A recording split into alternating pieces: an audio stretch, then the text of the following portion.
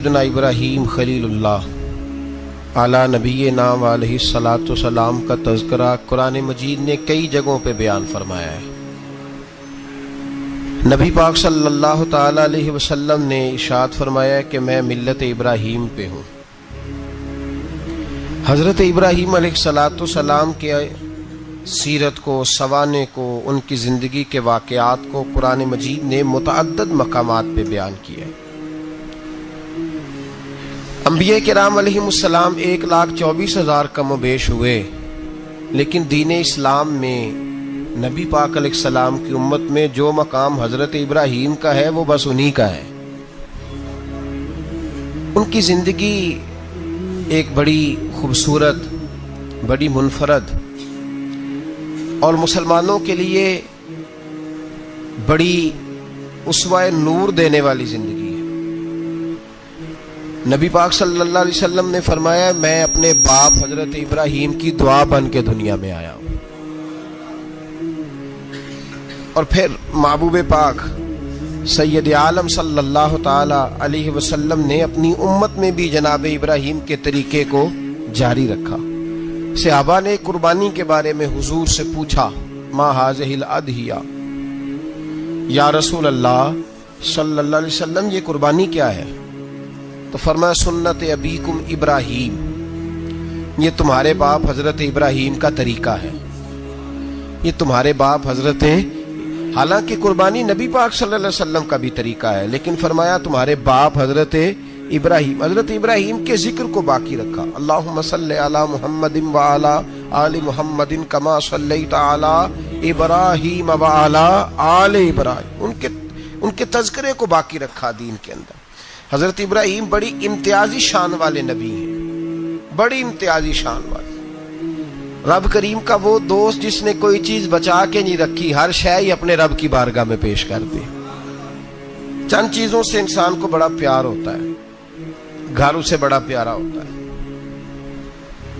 وہ بڑا خوبصورت ہوٹل، 5 سٹار ہوٹل میں رہا، وہ اسلام آباد گیا، کسی سفر پہ گیا تو بڑے اعلیٰ قسم کے اس کو کھانے ملے، بڑی چیزیں ملی، لیکن کبھی دائیں کروٹ کبھی بائیں کروٹ۔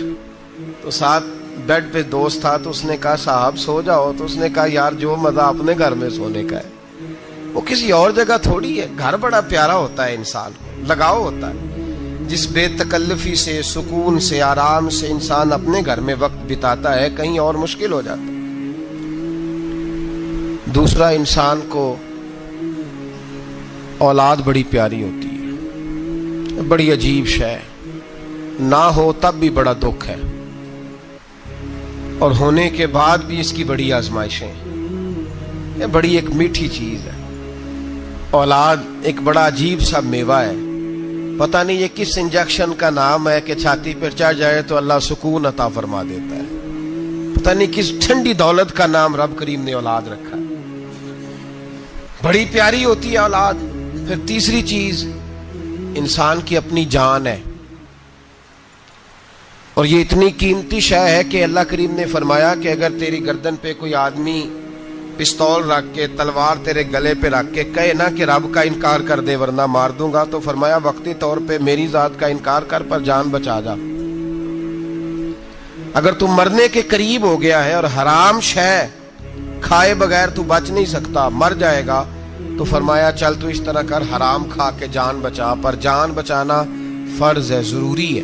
وطن بڑا پیارا، اولاد بڑی پیاری، جان بڑی پیاری، پر حضرت ابراہیم سے رب کریم نے فرمایا چل ابراہیم کوئی چیز دے، تو کہا یا اللہ تینوں ہی تیرے نام پہ قربان کرتا ہوں، تیری ہوئی ساری، ہر شے تیری۔ حضرت ابراہیم نے دین کے لیے، آپ شہر بابل کے قریب پیدا ہوئے تھے، وہاں سے مصر آئے، مصر سے فلسطین آئے، اور فلسطین سے آ کر کے کعبہ آباد فرمایا۔ زندگی سفروں میں گزری، سفر ایک تکلیف والی چیز ہے، پر حضرت ابراہیم نے وطن چھوڑ دیا، گھر چھوڑ دیا۔ جان بڑی عزیز ہوتی ہے اصل میں نا، جب انسان جد و جہد کرتا ہے نا دین کے لیے تو اس کے رستے میں بڑی چیزیں آتی ہیں، کبھی اولاد، کبھی گھر، کبھی باہر، کبھی حکومتیں، کبھی سیاستیں، کبھی چدراہٹیں، اس کے راستے میں بڑا کچھ آتا ہے اور اسے ہر چیز کو فیس کرنا پڑتا ہے. گھر کے اندر بھی جنگ ہوتی ہے اور گھر کے باہر بھی لڑائی ہوتی ہے. یہ آسان ہے ہی نہیں. ہم تو خیر ہتھیار چھوڑ کے پھینکنے والے لوگ ہیں، ہم بھولے بھالے لوگ ہیں. ہم کہتے ہیں میں نے تو کہا تھا مہندی نہ کرو، پر بیٹے نہیں مانے، بھولے جو ہوئے. اسی طرح حالانکہ اگر وہ بیٹا کہے نا کہ ابا جی لاؤ زندگی میں سارا کچھ میرے نام کرو، تو پھر ہم بھولے نہیں ہوتے، اور اس وقت ہم تیز ہوتے ہیں، کہتے ہیں یہ کیسے ہو سکتا ہے، ہاتھ کاٹ کے دے دوں. اس وقت نہیں. دین کے معاملے میں بھولے ہوتے ہیں. بیٹا بد مذہب کے پاس جا رہا ہے تو اس وقت ہم بھولے بھالے ہیں، کوئی عرض نہیں. لیکن اگر وہ اپنی پسند کی شادی کرے ہمیں کراس کر کے، پھر ساتھ ہی ہم تیز ہو جاتے ہیں. تو حضرت ابراہیم نے جب دین کے لیے نکلے تو جد و جہد کی، گھر کے اندر بھی گھر کے باہر بھی. آپ کے والد کا نام طارق ہے، وہ توحید پرست تھے، ایماندار تھے، پرہیزگار تھے. آپ کے چچا کا نام آزر ہے، وہ بت پرست تھے، بت بیچا کرتے تھے. حضرت سیدنا ابراہیم علیہ السلام جب میدان عمل میں نکلے تو حضرت ابراہیم علیہ السلام نے اپنے گھر سے جہاد شروع کیا. لڑنا پڑا. گھر کے اصولوں سے، چچا نے جو رواج بنائے ہوئے تھے اس رواج سے ٹکرائے. فرمایا میں اپنے گھر کے اندر یہ بت پرستی نہیں ہونے دیں گا. چچا کو ایک دفعہ نہیں، بار بار 100 دفعہ سمجھایا.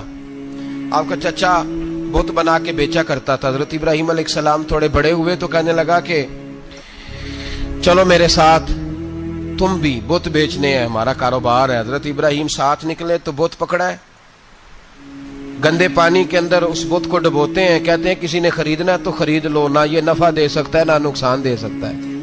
جو اپنا آپ نہیں بچا سکتا تمہیں کیا بچائے گا، خریدنا ہے تو خرید لو. چچا کہنے لگا تو کاروبار چمکا رہا ہے کہ تباہ کر رہا ہے. گھر میں بڑے معاملات خراب ہوئے، جھگڑے ہوئے، لیکن حضرت ابراہیم علیہ السلام ایک منٹ کے لیے بھی اپنے گھر کے اندر بھی کمپرومائز کرنے کو تیار.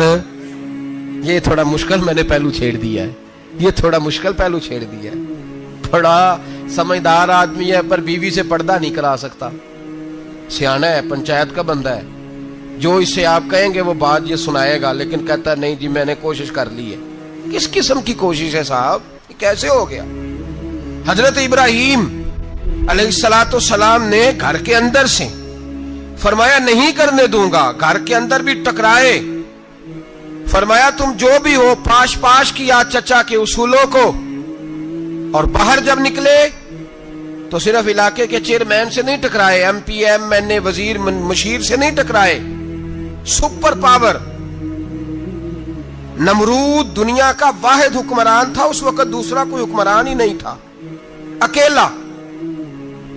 اکیلے حکمران سے جا کر ٹکرائے.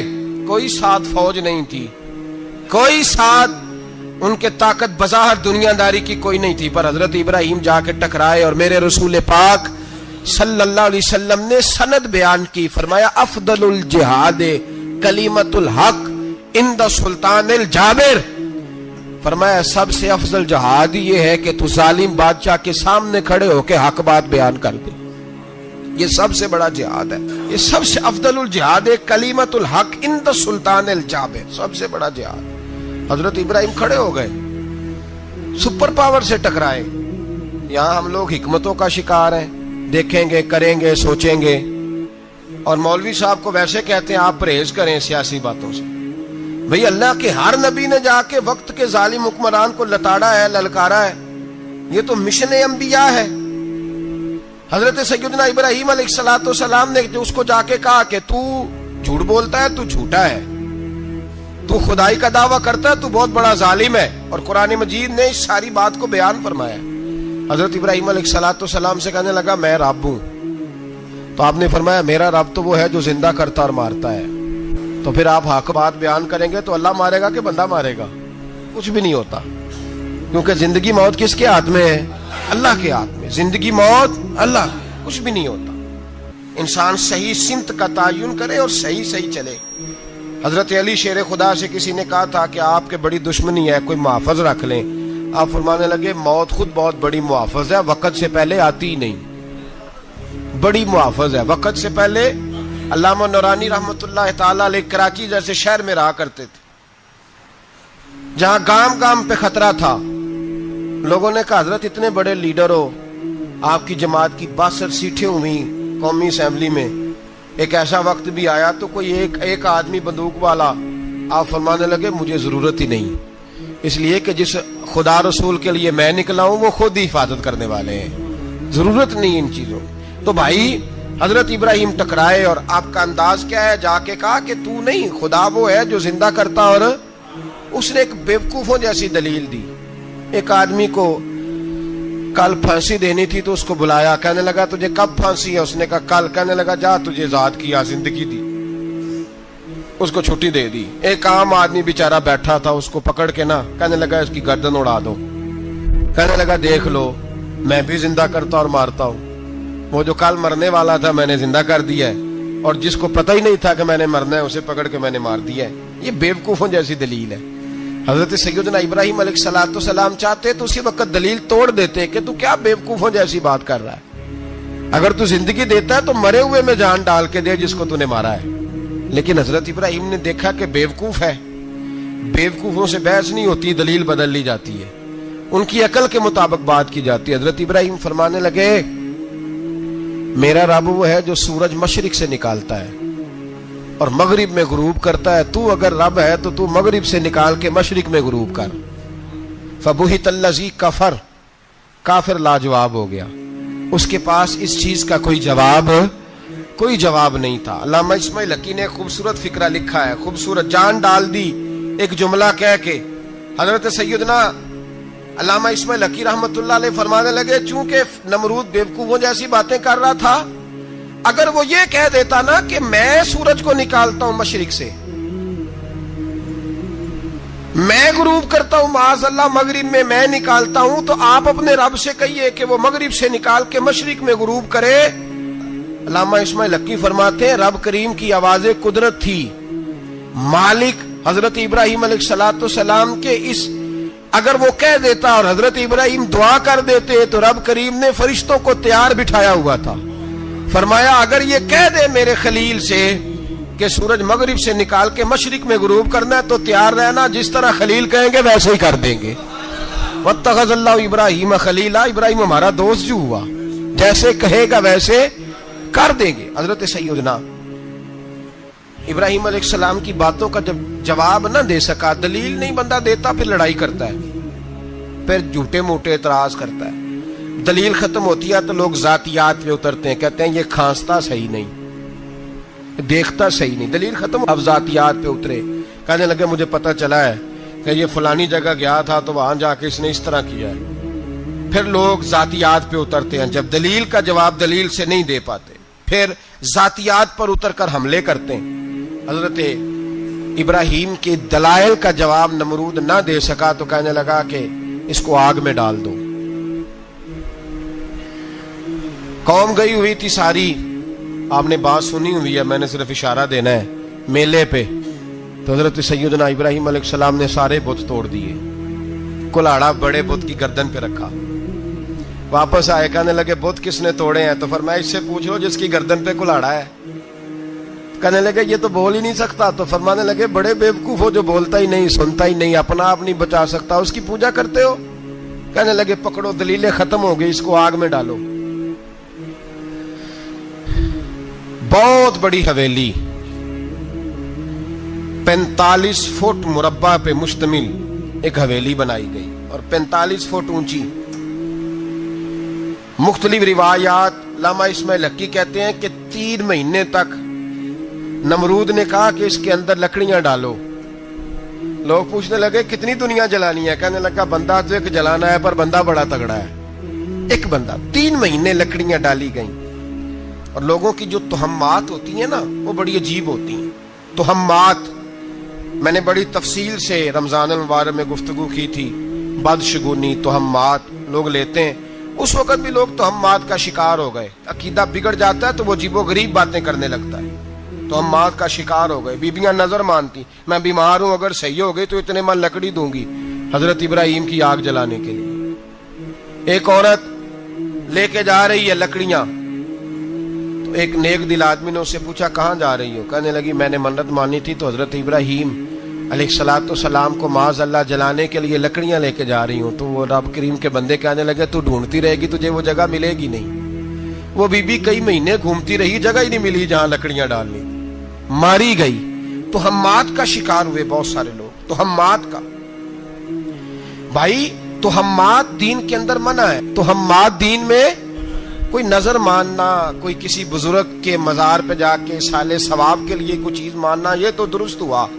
लेकिन गैर शरी नजरें मान लेना कि मैं आग के गिर्द चक्कर लगाऊंगा, मैं जनाब वहां जाके ये वाला तमाशा करूंगा, मैं धागा बांधूंगा, मैं रस्सा काटूंगा, मैं वहां गंदे औं से पानी पीऊंगा, इनकी शरीयत इजाजत, ये तो हम बात है, बदशगुनी है, दीन में इनकी कोई गुंजाइश।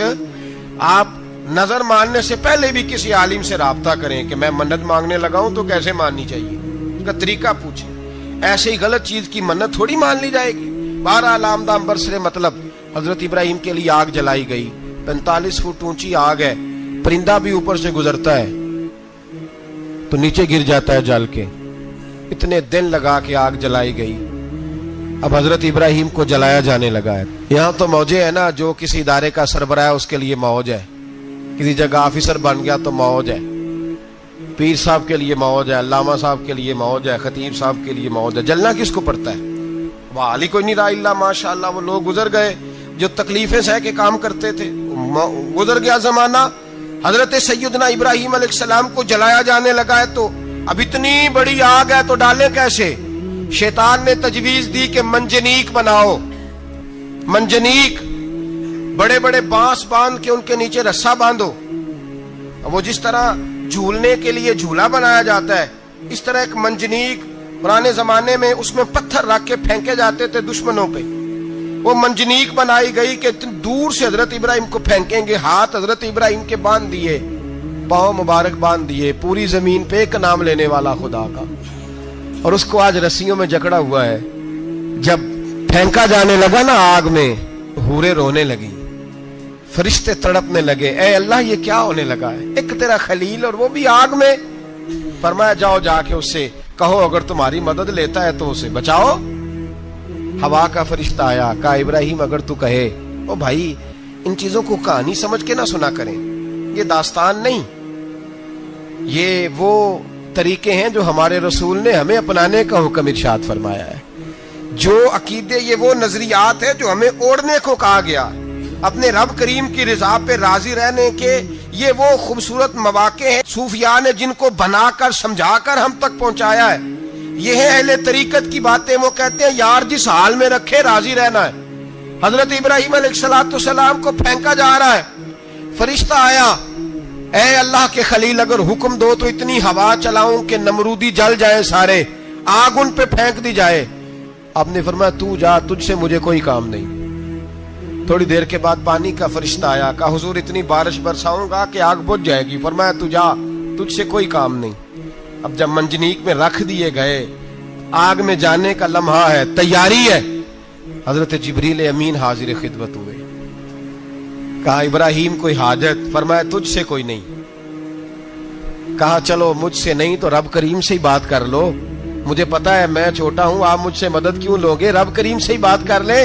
तो हजरत इब्राहिम कहने लगे जिब्रील ये बता, रब को नहीं पता उसका खलील किस हाल में है? उसे नहीं पता मैं किस हाल में हूं? मेरे हाथ बंधे हैं, पैर बंधे हैं आग में, उसे नहीं पता? बताया तो उसे जाता है जिससे खबर ना हो। तो अगर उसे पता है तो अगर वो जलाने पे राजी है तो मैं भी जलने को तैयार हूं, मैं तैयार हूं, मैं तैयार हूं। उसे कहो ठीक है।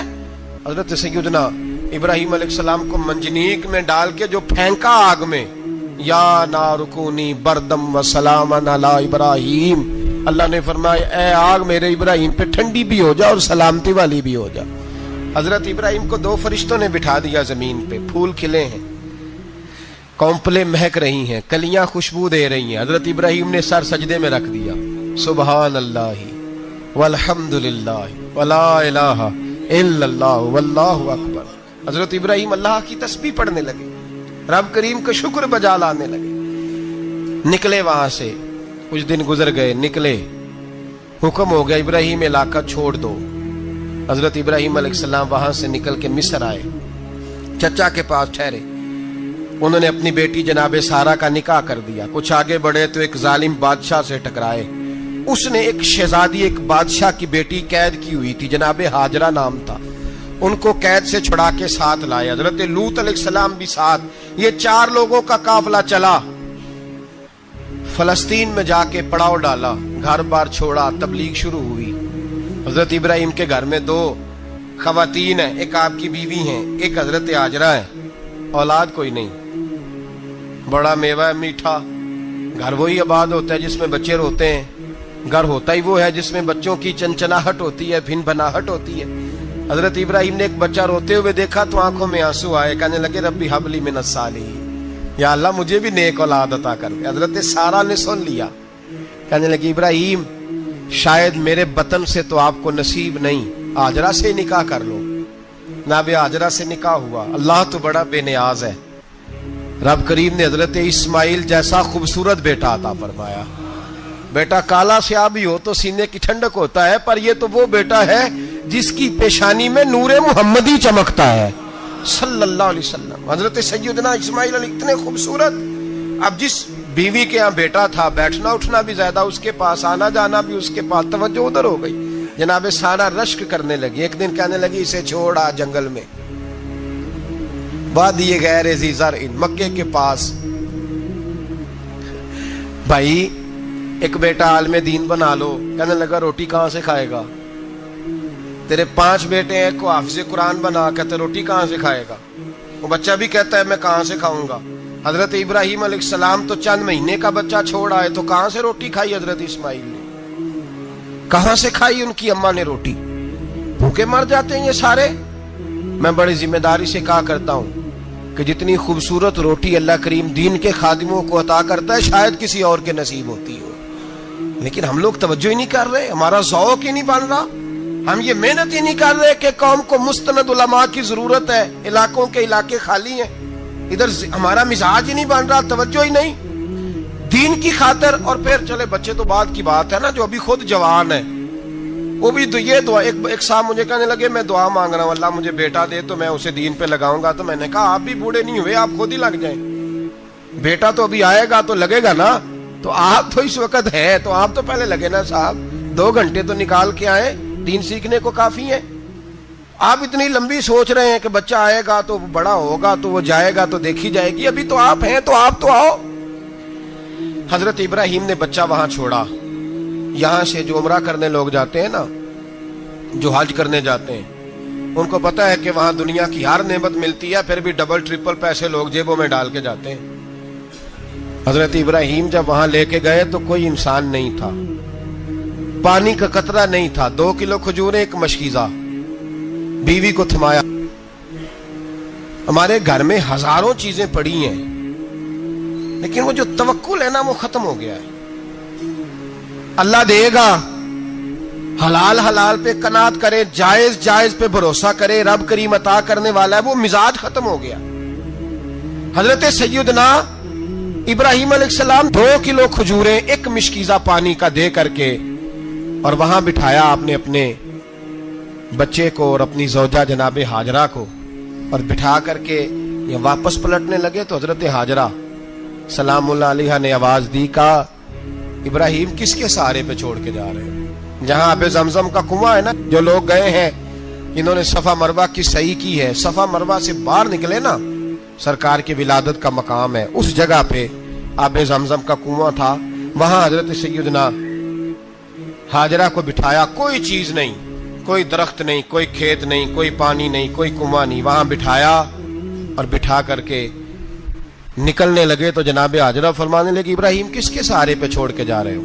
کہنے لگے اللہ کے سہارے پہ. تو پاک باز بی بی نے ایک لفظ پوچھا, کہا ابراہیم یہ میرے رب کا حکم ہے؟ یہ میرے, بس جن کا عقیدہ توحید مضبوط ہو ان کے لیے ایک جملہ کافی ہوتا ہے, یہ میرے اللہ کا حکم ہے. تو جناب ابراہیم علیہ السلام فرمانے لگے ہاجرہ ہاں رب کا حکم ہے. جب یہ لفظ کہے تو چاہیے تھا نا حضرت ابراہیم تسلی دیتے, تو بی بی صاحبہ تسلی دینے لگی. عرض کرنے لگی ابراہیم اگر اللہ کا حکم ہے تو پھر آپ ہماری فکر نہ کرنا. اگر یہ رب کا حکم ہے تو پھر ہماری فکر نہ کرنا. جس رب نے ہمیں یہاں تک پہنچایا ہے وہ ہمیں کبھی بھی ضائع نہیں فرمائے گا. پھر فکر نہ کرنا. حضرت ابراہیم آ گئے, بات آپ نے سنی ہوئی ہے, اشارہ کرنا مقصود ہے.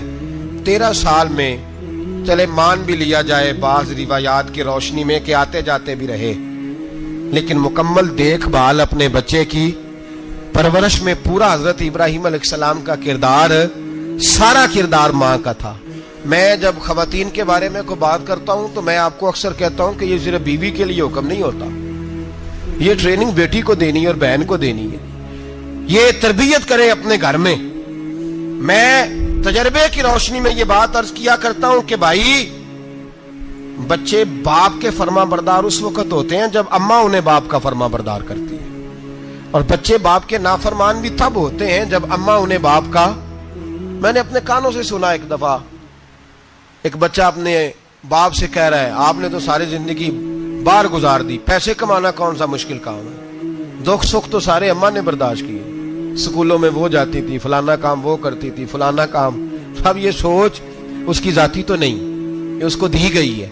اور اگر اس کو یہ سوچ دے دی جائے کہ اماں کہے کہ میں تو اپنوں میں رہی ساری زندگی, میں نے تو اپنوں میں وقت گزارا, اور تیرا باپ تو کئی دفعہ جنازے بھی نہیں پڑھ سکا, اس نے تو ماں باپ ایسے دفن کر دیے, وہ اگر یہ سوچ فراہم کرے تو پھر بچہ باپ کا فرما بردار ہوتا ہے. اور یہ والی روایتیں ہم بیوی کو سناتے ہیں, حالانکہ کس کو سنانی چاہیے بولیے؟ بہن اور بیٹی کو. بہن اور بیٹی کو سنائیں یہ باتیں, ان کو سمجھائیں تاکہ آگے جا کے وہ جو گھر ترتیب دیں وہ گھر بڑا عمدہ اور نکھرا ہوا ہو.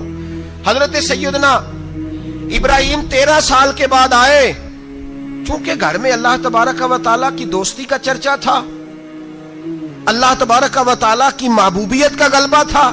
13 سال کے بعد فلما بالغ معہ سعیا, بیٹا جب اتنا بڑا ہوا کہ سال چلنے لگا تو حضرت ابراہیم نے اپنے بیٹے کو بلا کے کہا بیٹا مجھے خواب آئی ہے, میں تجھے ذبح کر رہا ہوں, تیری کیا رضا ہے؟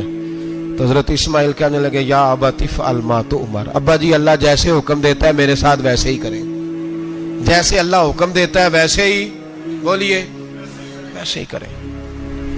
حضرت حاجرہ کو کہا کہ ایک دوست نے دعوت کی ہے تو وہاں جا رہے ہیں, بی بی مطمئن ہے, تفصیلات کی ضرورت نہیں, ختم بات, اعتبار ہے, مطمئن ہو گئی. شیطان پیچھے سے آیا اماں کے پاس, ذرا تھوڑی دیر کے لیے تصور جمائیے, یہاں تو پڑوسن آ کے کوئی بات بتا دیتی ہے خاوند کے بارے میں تو کئی مہینے جھگڑا جاری رہتا ہے, پڑوسن محلے دار. شیطان نے آ کے بتایا لفظ کیا ہے, کہا حاجرہ تمہیں پتا ہے کہاں جا رہے؟ کہا دوست کی دعوت میں. تو کہنے لگے دوست کون ہے؟ رب کریم, اور ابراہیم کا خیال ہے کہ اس رب نے مجھے حکم دیا ہے کہ میں ذبح کروں. تو حضرت حاجرہ کہنے لگی کبھی باپ بھی بیٹے ذبح کرتے ہیں؟ شیطان کہنے لگا ان کا خیال ہے کہ ان کے رب نے حکم دیا ہے. جناب حاجرہ فرمانے لگی اگر رب نے حکم دیا تو پھر تو مجھے شیطان لگتا ہے, تو مجھے شیطان لگتا ہے. کا کیا مطلب؟ فرمانے لگی اگر رب کریم کا حکم ہے تو میرے پاس ایک اسماعیل ہے, اگر 1000 بھی ہوتے میں سارے اللہ کے راستے میں پیش کر دے دیتی. مالک کا ہی تو ہے سارا کچھ, اسی کا ہے, اس میں لیت اللہ کی کیا گنجائش. حضرت سیدنا ابراہیم علیہ السلام نے بیٹے کے حلق پہ چھری رکھ بھی دی اور چھری چلا بھی دی, رکھ بھی دی, اور وہ تو اللہ کریم نے فرمایا یا ابراہیم قد صدقت الرؤیا, ابراہیم تو نے خواب سچا کر دکھایا, وہ قیامت تک تیرا نام رہے گا. حضرت ابراہیم نے وطن بھی دیا, جان بھی دی, بیٹا بھی, اللہ کریم نے دمبے دیے, فرمایا یہ فدیہ ہے. اب یہ قربانی قیامت تک حضرت ابراہیم کے طریقے کے مطابق جاری ہے. حضرت ابراہیم بہت بڑے مہمان نواز تھے, بہت بڑے. آپ جب مصر میں قیام تھا تو بڑے بڑے لمبے چوڑے لنگر پکتے تھے, لوگ آیا جایا کرتے تھے, بڑا تفصیل کے ساتھ کھانا ہوتا تھا. مہمان نوازی آپ کی خاص صفت مبارکہ ہے. ہمارے ہاں بھی مہمان نوازی ہوتی ہے امیروں کی, بلکہ اب تو مہمان نوازی اس طرح کی ہے کہ کل تیری میرے پاس دعوت ہے اور پرسوں میری تیرے پاس ہے. وہی امیروں میں وہ چکر رہتا ہے, پارٹیاں دوست ایک دوسرے کو ڈالتے ہیں, تیری طرف پارٹی تیری طرف. اور اسی انداز میں اب یہ عید آئے گی نا, ٹکا پارٹیاں ہوں گی جگہ جگہ, اور لوگ سوال پوچھنے لگے ابھی سے, کہتے ہیں قربانی کا کتنا گوشت گھر رکھنا جائز ہے, قربانی کا کتنا گوشت گھر رکھنا جائز ہے؟ سارا ہی جی. اس لیے فریزر لے لے, فریج سے نہیں کام چلے گا. سارا ہی جہاز گھر رکھنا سارا ہی جائز ہے، رکھ لیں۔ او خدا کے بندے، قربانی وہ بندہ دیتا ہے جو سارا سال ہی گوشت کھاتا ہے، صحیح کہہ رہا ہوں؟ قربانی صاحب نصاب صاحب استطاعت بندہ دیتا ہے نا، تو وہ سارا سال ہی گوشت، تو سارا گھر میں رکھنا بھی جائز ہے، لیکن سارا دے دینا بھی۔ تو جو آ رہی ہے اس پہ کیوں توجہ کرتے ہو؟ جو دوسرا جائز ہے اس پہ کیوں نہیں عمل کرتے؟ سارا تقسیم کر دیں، بات ختم ہوئی۔ یقین کریں، محرم میں جا کے دوست ٹیلی فون کر کے سوال پوچھتے ہیں، کہتے ہیں صاحب سنا ہے قربانی کا گوشت محرم میں کھانا جائز نہیں۔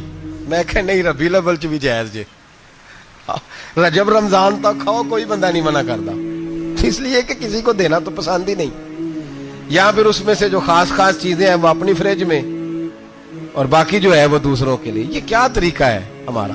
اور اسی پہ عمل ہے۔ اللہ تبارک و تعالی ہمیں سمجھنے کی توفیق عطا فرمائے۔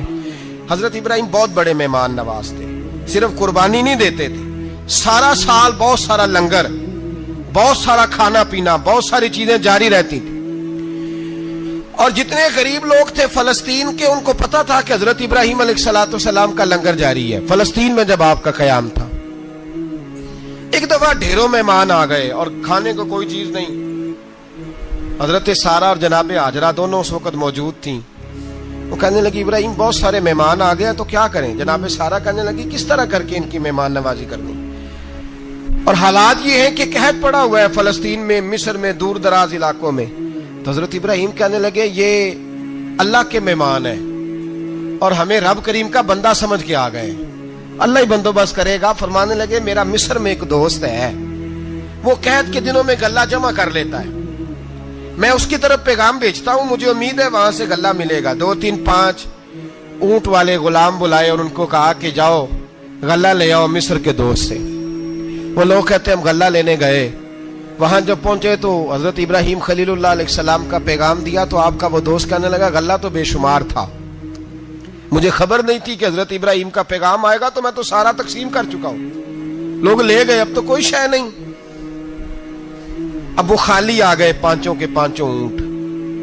جب خالی آئے تو حضرت ابراہیم کی حویلی کی دیواریں چھوٹی چھوٹی تھیں، ان غلاموں میں سے، خادموں میں سے، آپ کے ان چاہنے والوں میں سے ایک کہنے لگا یار وہ غریب تو انتظار کر رہے ہوں گے کہ غلہ لینے گئے ہیں، ہمیں روٹی ملے گی۔ چھوٹی چھوٹی دیواریں ہیں، وہ جب دیکھیں گے نا خالی آ گئے تو انہیں تکلیف ہوگی، اس طرح کرو بوریوں میں ریت بھر لیتے ہیں، ریت بھر کے لے جاتے ہیں، بعد میں اندر رکھ کے انہیں سمجھا بہلا لیں گے یا حضرت ابراہیم کو بتائیں گے، وہ خود ہی ان لوگوں کی دل جوئی فرمائیں گے۔ اب غلہ کی جگہ ریت بھر کے اونٹوں پہ رکھ کے لائی گئی، لا کے بوریاں جب رکھ دی گئیں، حضرت ابراہیم علیہ السلام دوپہر کے وقت آرام فرما رہے تھے، بی بی سارہ اٹھی، کہتی ہیں جب میں نے دیکھا نا کہ بوریاں پہنچ گئی ہیں تو گئی، غلام کو ساتھ لیا اور اس کو جب کھولا نا تو کہتی اتنی حسین گندم میں نے پہلے کبھی دیکھی نہیں تھی، اتنا پیارا دانا میں نے کبھی ملاحظہ ہی نہیں کیا تھا۔ فرماتی ہیں جب اس کو پیس کر چکی میں روٹیاں پکائیں تو خوشبو دور دور تک پھیل گئی، اعلیٰ غذا بنی، بڑے بڑے کھانے بیبیوں نے مل کے پکائے، چن دیے گئے۔ حضرت ابراہیم اٹھے تو لوگ کھانا کھا رہے ہیں، سجدہ شکر ادا کیا، اور جب سجدے میں گئے تو وحی آنے لگی، پھر رونے لگے۔ جب پلٹ کر باہر تشریف لائے تو جناب سارہ کہنے لگی ابراہیم تمہارا مصری یار بڑا اچھا ہے، اس نے اتنی اعلیٰ گندم بھیجی ہے کہ اتنی تو میں نے پیاری گندم کبھی دیکھی نہیں۔ جناب ابراہیم مسکرائے، فرمانے لگی سارہ یہ مصری یار نے نہیں بھیجی، یہ میرے عرشی یار نے بھیجی ہے، یہ میرے عرشی یار نے بھیجی ہے۔ بھائی مہمان نوازی مزاج تھا، ہاتھ لٹا دینا مزاج تھا، دوسروں کی اشک شوئی مزاج تھا۔ حضرت ابراہیم علیہ السلام کا طریقہ ہے قربانی، حضور نے ان کا طریقہ بیان کیا۔ اگر سال کے بعد قربانی دینا ان کا طریقہ ہے تو سارا سال غریبوں کو روٹی دینا بھی حضرت ابراہیم کا طریقہ ہے، سارا سال غریب کی نوکری کرنا یہ بھی حضرت ابراہیم کا طریقہ ہے، بھوکے کو کھانا کھلانا یہ بھی۔ میرے مصطفیٰ کریم سید عالم صلی اللہ علیہ وسلم سے صحابہ نے پوچھا حضور بہترین مسلمان کون ہے؟ بہترین مسلمان؟ تو حضور نے فرمایا جو سلام لینے میں پہل کرے اور غریب کو روٹی کھلانے میں سب سے اچھا ہو، وہ بہترین مسلمان ہے، زبردست مسلمان۔ ہمارے ہاں دعوتیں ہوتی ہیں تو امیروں کی، افطاریاں ہیں تو امیروں کی، اور میرے مصطفیٰ کریم علیہ السلام نے فرمایا بدترین دعوت ہے جس میں امیر بلائے جائیں غریب نہ بلائے جائیں، وہ بدترین دعوت۔ حضرت ابراہیم کا طریقہ رہا ساری زندگی مہمان نوازی. اور دوسرا ان کا مزاج تھا, اللہ سے پیار ہو گیا تھا نا. جب رب کریم سے محبت ہوتی ہے نا اور محبت کا احساس ہوتا ہے دل میں, پھر سجدے لمبے ہوتے ہیں. عام آدمی تو نماز بھی نہیں پڑھ سکتا, اسے خدا سے محبت ہوتی ہے وہ تہجد بھی نہیں چھوڑ سکتا. وہ یہ محبت کی بات ہے نا, جس کو پیار ہوتا ہے اس کی تہجد بھی ہے, اس کی اشراق بھی ہے, چاشت بھی ہے, اس کے عمرے بھی ہیں, اس کے حج بھی ہیں, اس کے بار بار کعبۃ اللہ کے دیدار بھی ہیں. یہ محبت الہی ہے, جوش مارتی. ان لوگ سجدہ کرتے ہیں تو اٹھتے ہی نہیں, اللہ کے بندوں سے پیار کرتے ہیں اللہ کی. حضرت ابراہیم کو رب کریم سے اتنی محبت تھی, اتنا پیار تھا کہ وہ آپ کی زندگی کے ہر پہلو سے چھلکتا تھا. ایک وقت ایسا آیا کہ اللہ تعالیٰ نے حضرت ابراہیم کو بہت زیادہ مال عطا فرمایا. اتنے اونٹ گنے نہیں جاتے, گائیں اتنی زیادہ کہ شمار نہیں ہوتی, بکرے بکریاں اتنی زیادہ کہ شمار, بہت زیادہ مال اللہ نے عطا فرمایا. اور ابھی کچھ عرصہ پہلے آپ پیچھے جائیں نا تو جو لفظ مال تھا وہ روپے پہ تو بولا ہی نہیں جاتا تھا, وہ جانوروں پہ بولا جاتا تھا. بہت زیادہ مال اللہ نے دیا, بکریاں, گائیں, اونٹ, بیل, بڑا کچھ. تو رب کریم نے فرشتوں سے فرمایا کہ واتخذ اللہ ابراہیم خلیلا, ابراہیم میرا دوست ہے. تو فرشتے کہنے لگے یا اللہ جسے اتنا کچھ دیا جائے اس نے دوست تو بننا ہی ہوتا ہے, تو نوازا ہی پڑا ہے, اتنا مال, اتنے کھیت کھلیان, اتنا کچھ. اللہ کریم نے فرمایا جاؤ آزمائش کر لو, امتحان لے لو. فرشتہ امتحان لینے پہنچ گیا. حضرت ابراہیم کے جانور چر رہے ہیں چراگاہ میں, حضرت ابراہیم بھی ہیں, غلام بھی ہیں, بہت بڑا ریوڑ ہے. آپ تشریف فرمائیں. ایک فرشتہ آیا تو کھیت میں چھپ کے بیٹھ گیا اور بلند آواز سے کہنے لگا سبحان اللہ والحمد للہ ولا الہ الا اللہ واللہ. یہ تسبیح بڑی پسند ہے, محبوب نے ان کی فضیلت بیان کی. اب وہ حضرت سیدنا ابراہیم علیہ السلام کھڑے تھے تو وہ کھیت میں بیٹھ کے تسبیح پڑھنے لگا سبحان اللہ والحمد للہ ولا الہ الا اللہ. حضرت ابراہیم کہنے لگے یہ میرے رب کا نام کون لے رہا ہے, بڑی اس کی میٹھی آواز ہے, بڑی کون ہے. ڈھونڈنے لگے, گھومتے گھومتے اس کے پاس چلے گئے, فرشتہ انسانی شکل میں. تو میرے رب کا ذکر کر رہا تھا؟ اس نے کہا میں ہی کر رہا تھا. فرمانے لگے یار ایک دفعہ پھر نہیں کرتا. تو کہنے لگا ابراہیم پہلے تو میں اپنی مرضی سے کر رہا تھا, تو کہتا ہے تو پیسے لگیں گے, پیسے ہیں تو کر دیتا ہوں.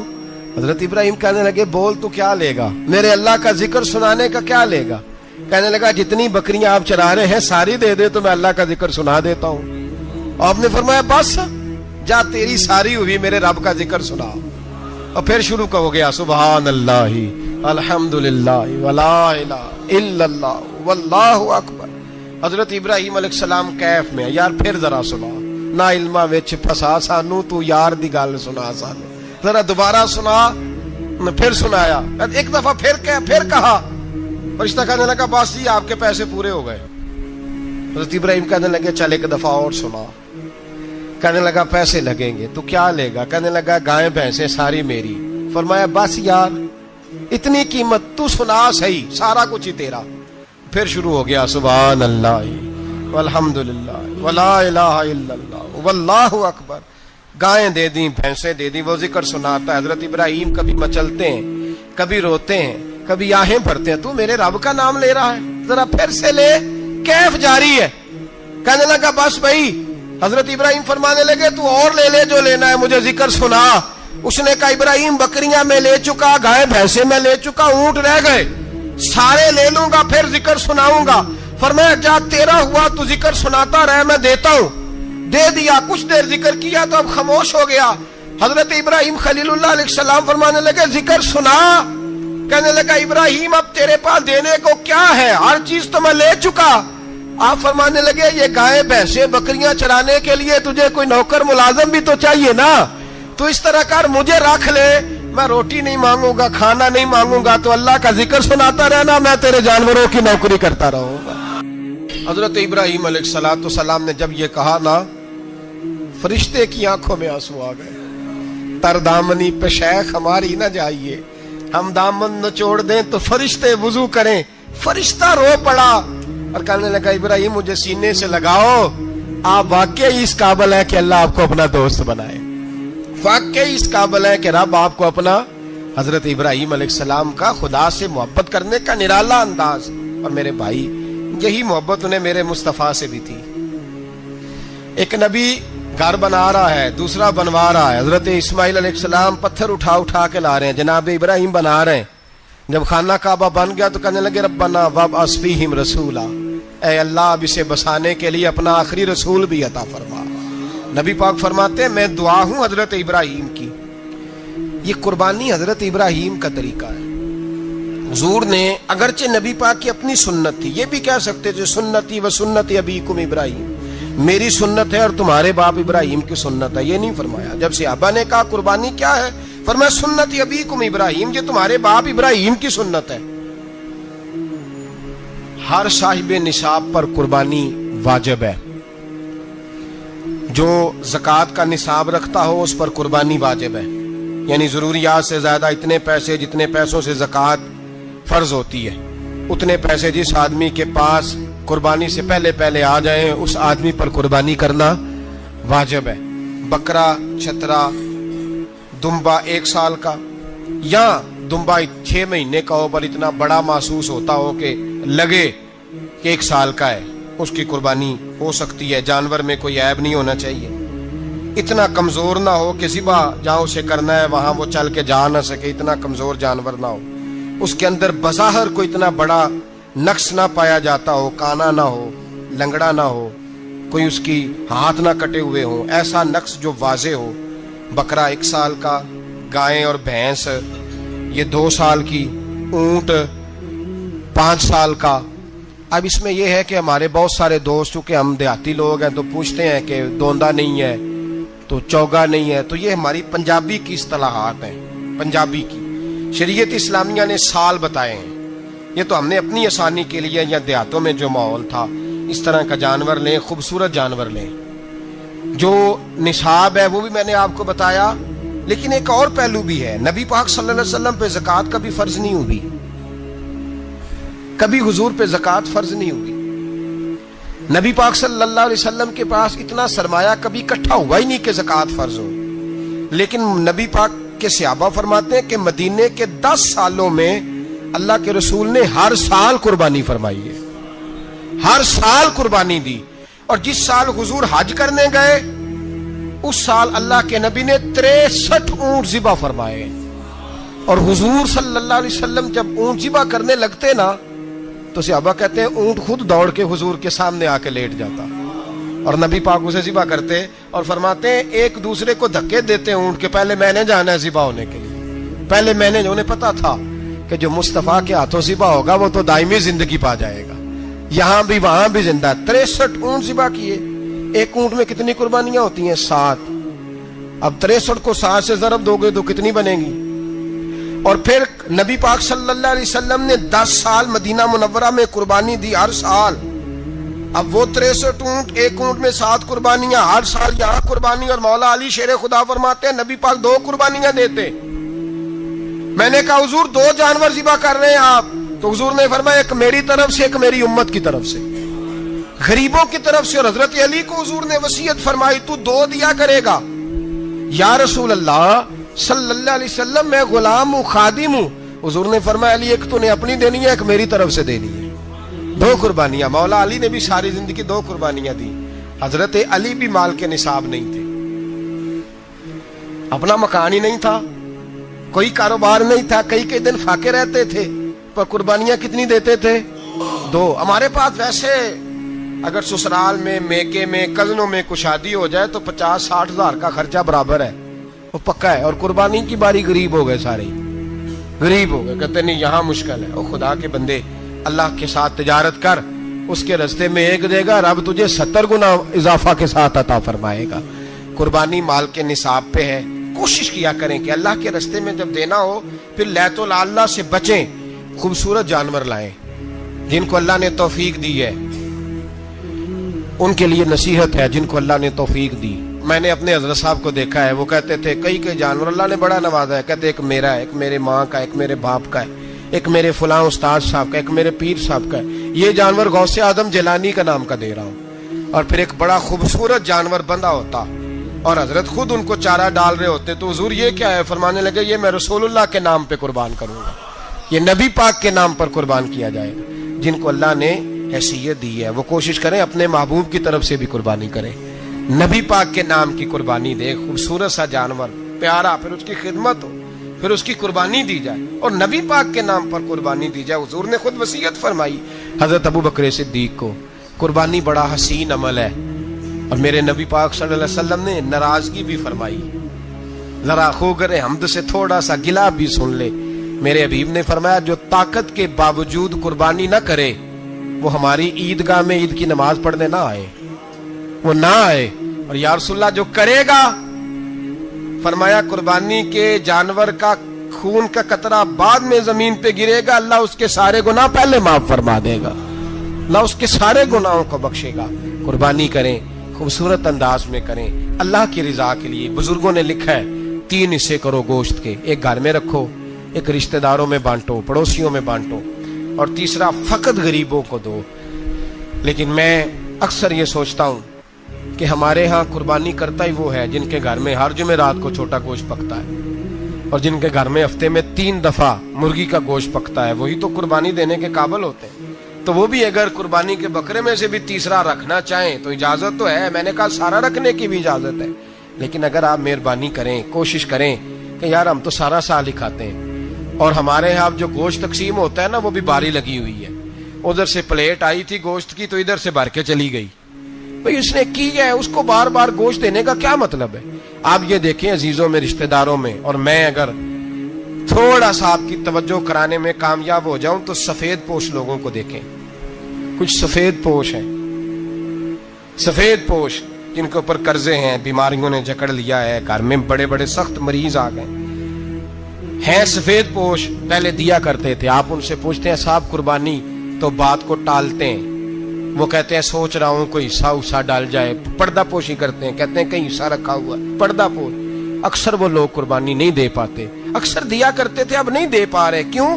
اس لیے کہ مشکلات ایسی آ گئیں۔ ان لوگوں کا خیال کریں، ان کے گھروں تک گوشت پہنچا کے آئیں، ان پر توجہ کریں۔ وہ سفید پوش آدمی کبھی ذکر نہیں کرے گا، کچھ تو ایسے ہیں جو خود پہنچ جاتے ہیں کہ ہمیں گوشت دیا جائے، لیکن کچھ سفید پوش ہیں لا یسألون الناس الحافا، اللہ فرماتے ہیں کچھ لوگ لپٹ لپٹ کے سوال نہیں کرتے، سفید پوشی کا بھرم رکھتے ہیں، کا مزاج نہیں۔ ان کی طرف دیکھیں، اپنے رشتہ داروں کو دیکھیں، خاص کر ان رشتہ داروں کو دیکھیں جن کا آپ کو پتہ ہے کہ غریب ہیں، مجبور ہیں، ان کے گھروں میں گوشت بھیجیں۔ غریب بیٹیوں، غریب بہنوں کا خیال کریں، اس طرف متوجہ ہوں، ان کے ساتھ اس نے سلوک کریں، اس طرف آپ لوگ خیال کریں۔ اللہ ہمیں سمجھنے کی توفیق عطا فرمائے۔